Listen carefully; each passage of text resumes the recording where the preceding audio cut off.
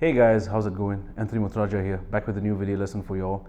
Today I want to talk about developing a practice routine for yourself. Now, I get asked a lot about my practice routine or what I used in my earlier stages as a bass player and what I do now. And the problem with practice routines or just your development as a musician, it's pretty subjective. While the material is not subjective, you as an individual, or me, or anybody for that matter, we are all very different.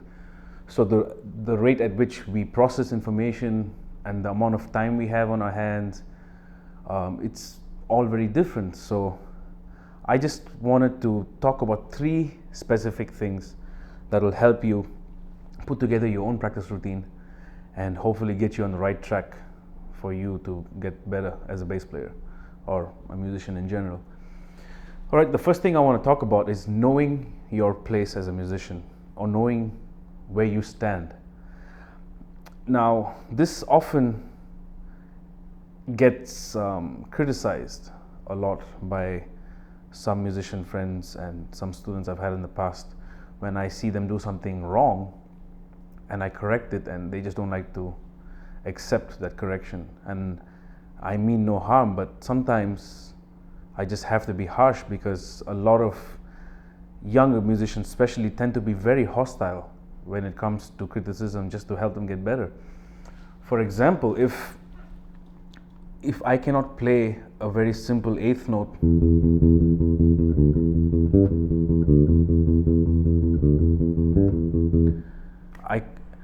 if I cannot do that and I want to try doing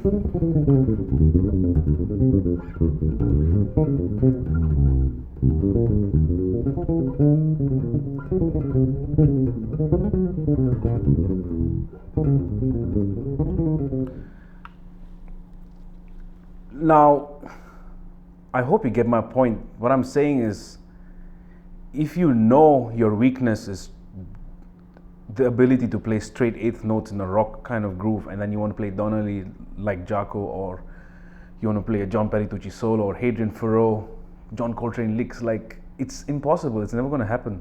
And even if it does happen, it's going to take you maybe 10 to 20 years. And that is the reason why, just because you don't accept that you're at a level where you're not able to reach out for certain things. And there's nothing wrong with that. Now, I've been playing bass for about 8 years. The summer of 2010. So 8 years is not a long time, but in the first 2 years, I practiced at least 16 hours a day. And I only practiced scales and arpeggios all over the neck, just day in, day out. Just whenever I was not doing anything, I would just be practicing. I was like that, right? Now, you might not have the time in your hands to do that, but that doesn't matter. What matters is you accept where you're at, accept your flaws, and work on it. So a lot of this really depends on you. That's why I said it's subjective based on us as individuals and not the material. All right, so the first thing, know where you're at. The second thing is basically the 3 elements that make up music: harmony, melody, and rhythm. Now again, this is very general, but if you have the first part down of knowing where you're at and what you need to work on, you might have bought a bass last night or last year, it doesn't matter, but know where you're at and work on these 3 things. Because it's cool to sit down to learn a particular piece, yeah? Like, I remember the first time I learned for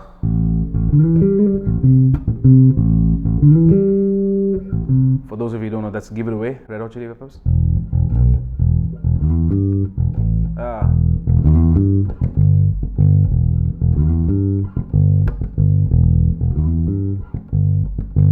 Now I know my sound isn't right, but I'm just doing this on the fly.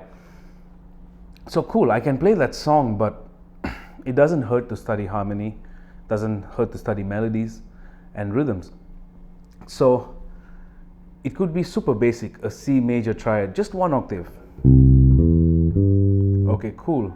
Now we have shared this, let's say, for 6 months, C major, all the 12 major triads.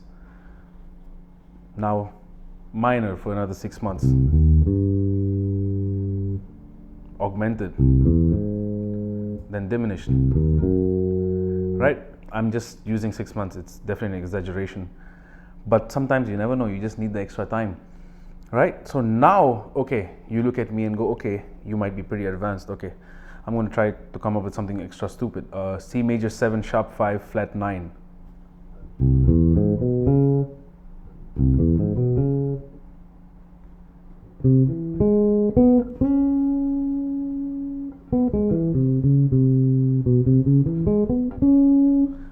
Right? So the ability to recognize the notes in quick succession in my head and then translate it instantly. Now that's a different place to be altogether, but it's easy to get there. All you have to do is work on these 3 essentials step by step. Start with the super basic stuff.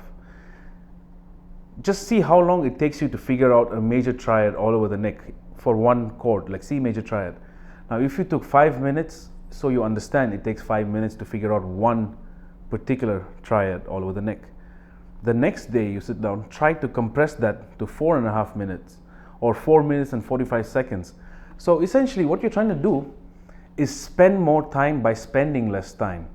Now that kind of feels very twisted, but that's what it is. You're trying to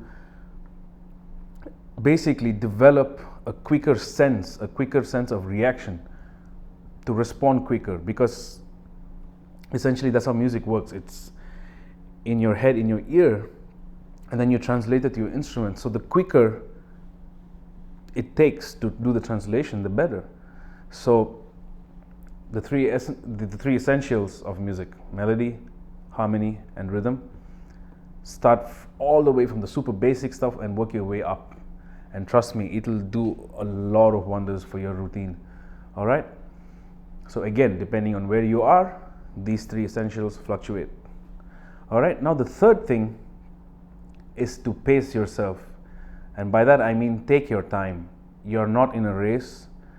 You're not in a race against the clock. You're just trying to take time to digest information.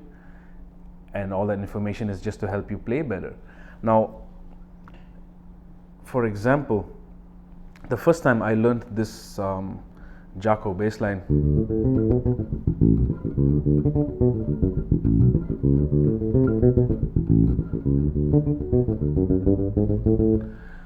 the first time I learned it, I struggled with it so much and I didn't realize why. And the reason I struggled was these double notes, especially that one, the second half of it.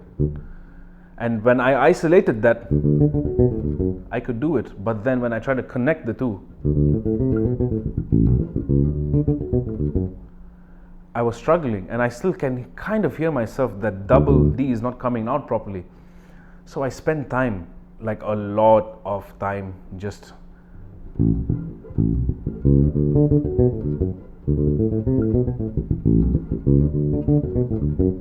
okay, that tempo is fine. Let me try to push it.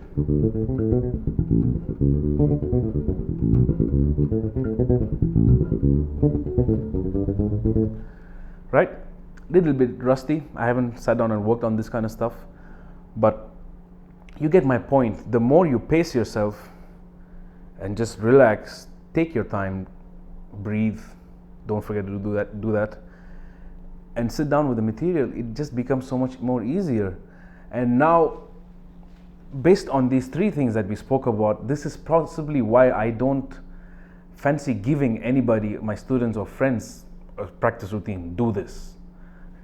You can't do that because life is life. You might have a family, you might have a 9 to 5, you might be in high school, in college, you just bought your bass last night or today, and it all varies on a lot of things. But these 3 points that we talked about are pretty much what makes up practice routine.